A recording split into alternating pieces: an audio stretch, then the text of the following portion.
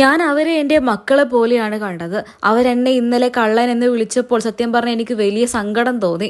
നമ്മുടെ ഷാനവാസ് അനീഷിനോട് പറഞ്ഞ കാര്യങ്ങളാണിത്. ഷാനവാസും അനീഷും കൂടെ ഇങ്ങനെ സംസാരിച്ചുകൊണ്ടിരിക്കുകയാണ്. ആദിലിനെയും നൂറയും കുറിച്ചാണ് ഷാനവാസ് അനീഷിന്റെ അടുത്ത് സംസാരിച്ചുകൊണ്ടിരിക്കുന്നത്. അപ്പൊ നമ്മുടെ ഷാനവാസ് അനീഷിന്റെ അടുത്ത് പറയുന്നുണ്ട്, ഞാൻ അവരെ എൻ്റെ സ്വന്തം മക്കളെ പോലെയാണ് കണ്ടത്. അവർ ഇന്നലെ അനുവിന്റെ ആ വിഷയത്തിൽ എന്നെ കള്ളൻ എന്ന് വിളിച്ചപ്പോൾ എനിക്ക് സത്യം പറഞ്ഞാൽ നല്ല സങ്കടമായി. അനുമോൾ സത്യസന്ധമായിട്ട് ഈ വീട്ടിൽ പെരുമാറിയിട്ടില്ല. അതുപോലെ തന്നെ ഇന്നലെ ലാലേട്ടന്റെ എപ്പിസോഡിൽ ഓരോരുത്തർക്കും ഓരോ പോയിന്റുകൾ കൊടുക്കാൻ പറഞ്ഞിട്ടുണ്ടായിരുന്നു. സത്യസന്ധത, വിശ്വസ്തത എന്നിവയും പറഞ്ഞിട്ടുള്ള പോയിന്റുകളായിരുന്നു കൊടുക്കേണ്ടത്. അപ്പൊ ഞാൻ അവൾക്ക് 0 കൊടുത്തു. 0 കൊടുക്കാൻ കാരണം അവൾ എനിക്ക് ഭക്ഷണം തന്നിട്ടുണ്ടായിരുന്നില്ല. ഇതിന്റെ പേരിലാണ് നൂറ എന്നെ കള്ളൻ എന്ന് വിളിച്ചത്. നൂറ പറഞ്ഞത് എന്നെ കുറിച്ച് ഇങ്ങനെയായിരുന്നു, അനീഷെ, ഭക്ഷണം തന്നിട്ടും തന്നിട്ടില്ല എന്ന് എന്തിനാണ് ഷാനവാസിക്ക പറയുന്നത് എന്ന്. സത്യം പറഞ്ഞാൽ അവളുടെ വായിൽ നിന്ന് കേട്ടപ്പോൾ എനിക്ക് നല്ല സങ്കടം തോന്നി.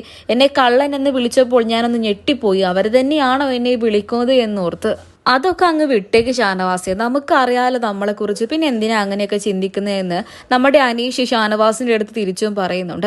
എങ്കിലും എടാ, എനിക്ക് ഭയങ്കര സങ്കടം. അവരെ ഞാൻ മക്കളെ പോലെയല്ലേ കണ്ടത്.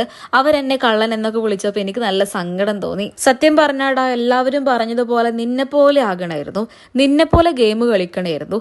ആരെയും ഒരുപാട് അങ്ങ് സ്നേഹിക്കാതെയുള്ള നിന്റെ ആ ഒരു സ്ട്രാറ്റജി വേണമായിരുന്നു. ആരെയും അതിൽ വിട്ട് സ്നേഹിക്കരുതായിരുന്നു. എന്നാ പിന്നെ ഈ വിഷയങ്ങളൊന്നും ഇല്ലായിരുന്നു. മുഖത്ത് നോക്കി കാര്യം പറയായിരുന്നു എന്ന് നമ്മുടെ ഷാനവാസും പറയുന്നു.